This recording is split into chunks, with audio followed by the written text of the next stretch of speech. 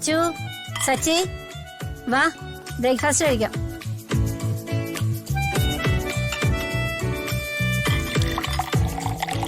ഇരിക്കുമോ? അമ്മ വെള്ളം വിതരാം. ഇരിക്കു സച്ചേട്ടാ. എനിക്ക് വേണ്ട, ഞാൻ വീട്ടിൽ നിന്ന് ബ്രേക്ക്ഫാസ്റ്റ് കഴിച്ചതാ. അത് വെറുതെ തിരക്കിട്ട് വീട്ടിൽ നിന്ന് ഇറങ്ങിയതുകൊണ്ട് ഒന്നും കഴിച്ചിട്ടുണ്ടാവില്ല, എനിക്കറിയാം. ഓഫീസിൽ പോയിട്ട് പട്ടിണി ഇരിക്കാനല്ലേ, അത് വേണ്ട, കഴിച്ചിട്ട് പോയാ മതി. വാ. അല്ല, ഞാൻ കാര്യമായിട്ടാണ് പറഞ്ഞതാ. അതെ, നല്ല ഒന്നാന്തരം നീർദോശയാ. കഴിക്ക് സച്ചി. ആഹാ, അടിപൊളി.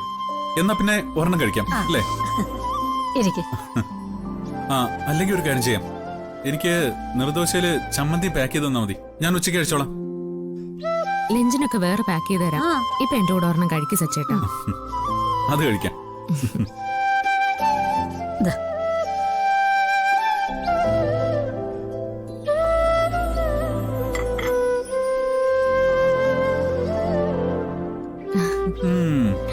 ആഹാ, ഇത് പൊളിച്ചു. ഇന്നത്തെ ലഞ്ച് കലക്കും.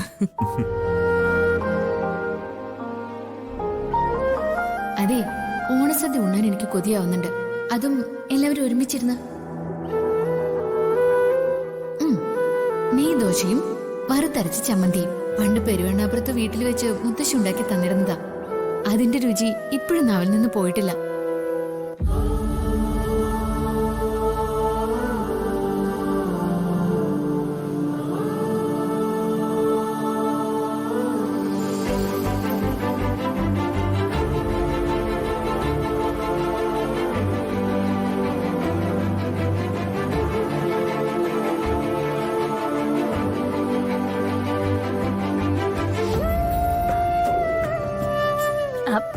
മീരൻ, അലമാര ഒരു ടിഫിൻ ബോക്സ് ഇരിപ്പുണ്ട്. സച്ചിക്ക് കൊണ്ടുപോകാനുള്ള ദോശ അതിനകത്ത് വെച്ചാൽ മതി. ചെല്ല്. ശരി അമ്മേ. അമ്മ കഴിക്കുന്നില്ലേ? ഞാൻ മാഷ വന്നിട്ട് കഴിച്ചോളാം, നിങ്ങൾ കഴിക്കും. ഇഷ്ടപ്പെട്ടോ?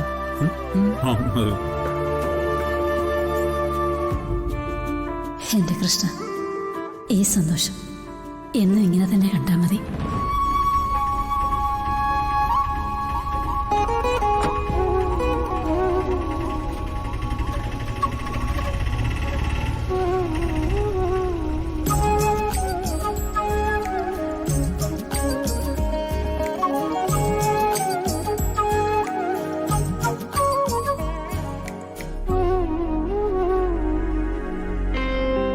നോക്കടി, അവനിവിടെ എങ്ങാനും ഉണ്ടോന്ന്.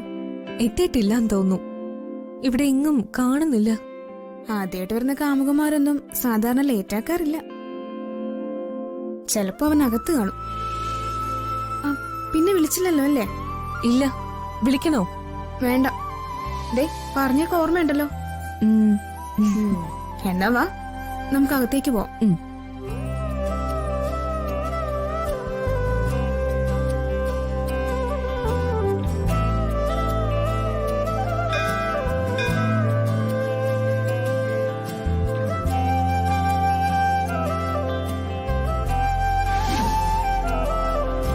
ഇവിടെ എങ്ങാനും ഉണ്ടോ?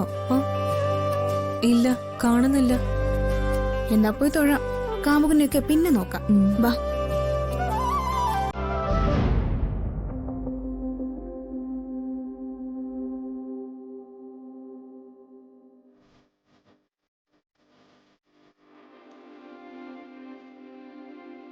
ഈശ്വര, ഒന്നും കുളമാകാതെ നോക്കിക്കോണേ.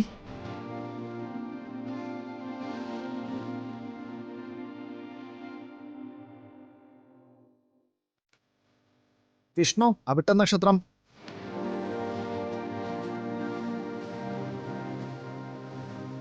അനഘ ഉത്തരനക്ഷത്രം. അനഘ ഉത്തരനക്ഷത്രം. ആളില്ലേ? തിരുമേനി, അത് എന്റെ നാളാ. ഓ, കുട്ടിയാണോ അത്? എന്നാ വാങ്ങിക്കോളൂ. തിരുമേനി, ഈ അച്ഛനക്ക് എഴുതിയത് ആരാണെന്നറിയോ? ഏതോ ഒരു പയ്യനാ. ഇതുകൊണ്ട് തന്നിട്ട് ഇന്ന് പിറന്നാളാണ്, മറന്നുപോകാതെ അർച്ചന നടത്തണമെന്ന് പറഞ്ഞു. വാങ്ങിക്കോളൂ.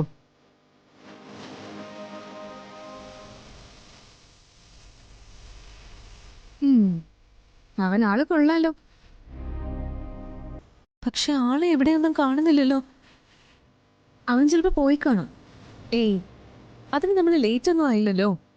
പെണ്ണെ, അധികം ഒലിപ്പിക്കല്ലേ. നീ ഒന്നുകൂടെ സൂക്ഷിച്ചു നോക്ക്, ഇവിടെ എവിടെയും കാണും. ഇല്ല, ഇവിടെ ഇങ്ങും കാണാനില്ല. എന്തായാലും അവനിവിടെ വന്നിരുന്നു എന്നുള്ള കാര്യം ഉറപ്പായി. ഇവിടെ എവിടെയോ മറഞ്ഞു നിൽപ്പുണ്ട്. വാ നമുക്ക് നോക്കാം, വാ.